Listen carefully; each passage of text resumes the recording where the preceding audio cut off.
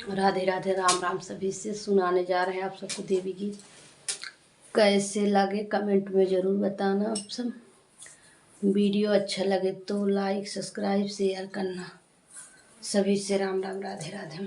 साकर गलिया दुई डगरिया मैया चल के आईना, चल के आईना मैया चल के आईना, चल के आईना मैया चल के आईना। चलत चलत मैया जब पहुँची दुअरवा, देखी निमिया शीतल छैया माई छाई लगली ना, देखी निमिया शीतल छैया माई छाई लगली ना।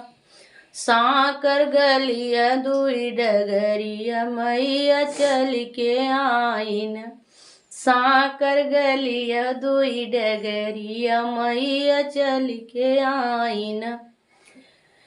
चलते चलते मैया जब पहुँची दुअरवा, देखी अड़उल फूल गेनवा माई लो भाई गईली ना, देखी अड़उल फूल गेनवा माई लो भाई गईली ना।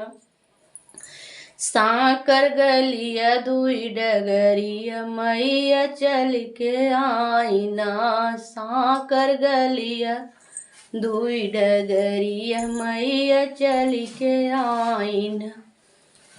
चलते चलते मैया जब पहुँची अंगनवा, चलते चलते मैया जब पहुँची अंगनवा, देखिन हरियल तुलसी पेड़वा मैया हुलसी लीना, देखिन तुलसी हरियर पेड़वा मैया गईली ना। साकर गलिया दुई डगरिया माई छा आई गईली ना, साकर गलिया दुई डगरिया मैया चल के आईना, साकर गलिया दुई डगरिया मैया चल के आईना।